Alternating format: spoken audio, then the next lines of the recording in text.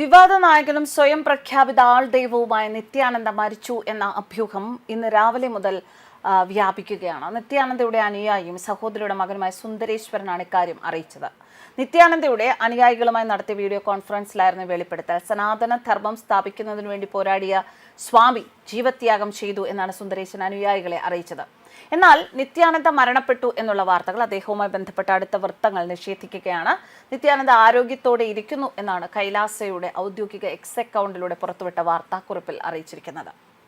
തമിഴ്നാട്ടിലെ തിരുവണ്ണാമലയിലാണ് നിത്യാനന്ദയുടെ ജനനം. ക്ഷേത്രമുറ്റത്ത് ഭിക്ഷ യാചിച്ചിരുന്ന അരുണാചലം രാജശേഖരൻ എന്ന ആളാണ് ഒരു സുപ്രഭാതത്തിൽ നിത്യാനന്ദ എന്ന ആത്മീയ ആചാര്യനായതും സ്വന്തമായി ഒരു രാജ്യം തന്നെ ഉണ്ട് എന്ന് അവകാശപ്പെട്ട് പിന്നീട് രംഗത്തെത്തിയതും. 2010 പ്രമുഖ സിനിമാ നടിക്കൊപ്പമുള്ള അശ്ലീല വീഡിയോ പുറത്തുവന്നതോടെയാണ് നിത്യാനന്ദയെക്കുറിച്ചുള്ള വാർത്തകൾ സജീവമായത്. ആശ്രമത്തിന്റെ മറവിൽ പോക്സോ അടക്കമുള്ള ലൈംഗിക കുറ്റകൃത്യങ്ങളാണ് ഇയാൾ ചെയ്തു വന്നത് എന്നാണ് ആരോപണം. രാജശേഖരൻ എന്ന നിത്യാനന്ദ ഒരു ബൃഹത് സാമ്രാജ്യ കെട്ടിപ്പടുത്തതിന് പിന്നിൽ ഒരുപാട് നിഗൂഢതകളുണ്ട്. ചുറ്റും സുന്ദരിമാരുടെ ഒരു വലയം സൃഷ്ടിച്ചിരുന്ന രാജശേഖരൻ സ്ത്രീകളെ വശീകരിച്ച് നിർത്താൻ വിദഗ്ധനായിരുന്നു.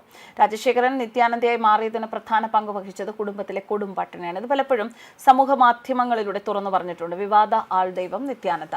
മധുര മീനാക്ഷി ദേവിയുടെ വരദാനമാണ്, അവ ദൈവിക പരിവേഷം എന്നാണ് നിത്യാനന്ദയുടെ വാദം. കേൾക്കുന്നവരുടെ കരളലിയിക്കുന്ന കഥനകഥകളാണ് ഇദ്ദേഹത്തിന് പറയാനുള്ളത്. തിരുവണ്ണാമല ക്ഷേത്രത്തിൽ നിന്ന് ലഭിക്കുന്ന തൈരസാദമായിരുന്നത്രേ ഒരു കാലത്തെ ഭക്ഷണം. നാട്ടുകാർ പൊതിരെ തല്ലി പട്ടിയെ പോലെ ആട്ടിപ്പായിച്ചിട്ടുണ്ട് എന്ന് നിത്യാനന്ദ തുറന്നു പറഞ്ഞിട്ടുണ്ട്. ബംഗളൂരുവിലെ ഒരു ധനികനായ ചെട്ടിയാരെ കണ്ടെത്തിയതോടെയാണ് നിത്യാനന്ദയുടെ രാശി തെളിഞ്ഞത്. രോഗബാധിതനായ ചെട്ടിയാരെ സുഖപ്പെടുത്തിയതോടെയാണ് നിത്യാനന്ദയ്ക്ക് ഒരു ദൈവിക ഭാവം കൈവരുന്നത്.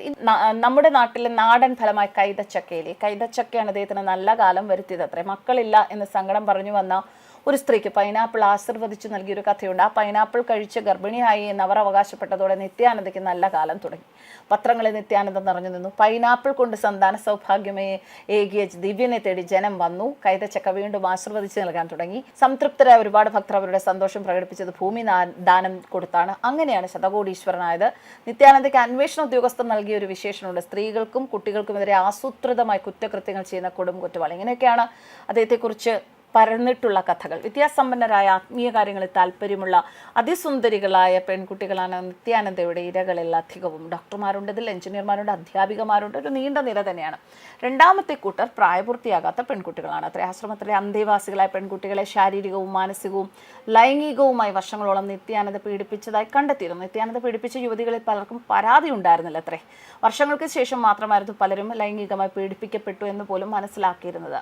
നിത്യാനന്ദയ്ക്കെതിരെ ബലാത്സംഗ പരാതി നൽകിയ ഒരു യുവതി വെളിപ്പെടുത്തിയത് അതിശയം ജനിപ്പിക്കുന്ന ഒരു കഥയാണ്. ദൈവവുമായാണ് താൻ ലൈംഗിക ബന്ധത്തിൽ ഏർപ്പെടുന്നത് എന്നാണ് താൻ കരുതിയിരുന്നത് എന്നാണ് ഈ യുവതി വാദിച്ചിരുന്നത്. ലൈംഗികതയ്ക്കുള്ള സമ്മതപത്രം ഒപ്പിട്ട് വാങ്ങിയ ശേഷം മാത്രമാണ് യുവതികളെ ആശ്രമത്തിൽ പ്രവേശിപ്പിച്ചിരുന്നതെന്നും പലരും അവകാശപ്പെട്ടിട്ടുണ്ട്. ചെയ്ത കുറ്റകൃത്യങ്ങൾക്ക് നിത്യാനന്ദ കണ്ടെത്തുന്ന ന്യായം താന്ത്രിക് സെക്സ് അടക്കമുള്ള സങ്കേതങ്ങളിലൂടെ ആത്മീയവും ശാരീരികവുമായ ഉണർവാണ് താൻ ഭക്തർക്ക് നൽകുന്നത് എന്നായിരുന്നു. എന്നാൽ പലനാൾ കള്ളൻ ഒരു നാൾ പിടിയിൽ എന്നത് പറയുന്നത് പോലെ അദ്ദേഹത്തിന്റെ കാലം പതുക്കെ അവസാനിക്കാൻ 2004 മുതൽ 2009 വരെ അദ്ദേഹത്തിന്റെ ശിഷ്യയായിരുന്ന ആരതി റാവു നടത്തിയ ഒരു വെളിപ്പെടുത്തലാണ് നിത്യാനന്ദയുടെ സാമ്രാജ്യത്തിന്റെ അടിത്തറ ഇളക്കിയത്.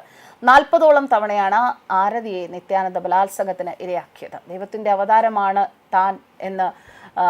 അവതാരമാണെന്ന് താൻ വിശ്വസിച്ചുവെന്നും ശാരീരികമായി താൻ ചൂഷണം ചെയ്യപ്പെടുന്നുവെന്ന് സത്യം മനസ്സിലാക്കാൻ വൈകി എന്നുമാണ് ആരതി വെളിപ്പെടുത്തിയത്. ആരതി റാവുവിന്റെ പരാതിയിൽ അന്വേഷണം നടന്നു. നിരവധി യുവതികളെയും കുട്ടികളെയും നിത്യാനന്ദ ലൈംഗിക ചൂഷണത്തിന് ഇരയാക്കിയതായി കണ്ടെത്തി. നിത്യാനന്ദയ്ക്കെതിരെ പരാതി നൽകിയതോടെ ആരതിയെ വധിക്കാൻ പലതവണ വധശ്രമമുണ്ടായി. ഗുരുതരമായ ലൈംഗിക രോഗങ്ങൾക്ക് ആരതി അടിമയാണെന്നും പണത്തിനും പ്രശസ്തിക്കും വേണ്ടിയാണ് നിത്യാനന്ദയ്ക്ക് എതിരെ രംഗത്ത് വരുന്നതെന്നും നിത്യാനന്ദയുടെ സൈബർ പടയാളികൾ കഥകൾ മെനഞ്ഞു ആരതിയെ അപമാനിച്ചു. നിത്യാനന്ദയുടെ ഡ്രൈവറായിരുന്ന ലെനിൻ കറുപ്പൻ നൽകിയ സൂചനകളും നിത്യാനന്ദയ്ക്കെതിരെ കൂടുതൽ വിവരങ്ങൾ പുറത്തുവരാൻ സഹായകമായി. ഒളിക്യാമറയിലൂടെ നടിയുമായുള്ള ദൃശ്യങ്ങൾ പുറത്തെത്തിയിട്ടും ഒരുപാട് സ്ത്രീകളാണ് ഇയാളുടെ ആശ്രമത്തിലേക്ക് എത്തി. ഇന്റർപോൾ അന്വേഷണം ഊർജിതമാക്കി. സമൂഹ മാധ്യമങ്ങളിൽ ഇപ്പോഴും സജീവമായിരുന്നു നിത്യാനന്ദ. ബലാത്സംഗങ്ങളും കൊലപാതകങ്ങളും അടക്കം കൊടും ക്രൂരതകളുടെ അരങ്ങാണ് നിത്യാനന്ദയുടെ ആശ്രമമെന്ന് അവിടെ നിന്ന് രക്ഷപ്പെട്ട് പുറത്തെത്തിയ അനുയായികൾ തന്നെ വെളിപ്പെടുത്തിയ അനുഭവങ്ങളുമുണ്ട്. ഇക്കൂട്ടത്തിൽ മകളുടെ ശവശരീരം ആശ്രമത്തിൽ നിന്ന് ഏറ്റുവാങ്ങേണ്ടി വന്ന ഒരു സ്ത്രീയും ഉണ്ടായിരുന്നു അത്രേ. ആശ്രമത്തിലെ രഹസ്യങ്ങൾ പുറത്തു വരാതിരിക്കാനായി മകളെ നിത്യാനന്ദ കൊലപ്പെടുത്തി എന്നായിരുന്നു ആ അമ്മയുടെ ആരോപണം. കൊലപാതക വിവരങ്ങൾ പുറത്തു വരാതിരിക്കാനായി മകളുടെ തലച്ചോറടക്കമുള്ള ആന്തരാവയവങ്ങൾ നീക്കം ചെയ്ത ശരീരമാണ് വീട്ടുകാർക്ക് വിട്ടു നൽകിയത് എന്നും ഇവർ ആരോപിച്ചിരുന്നു.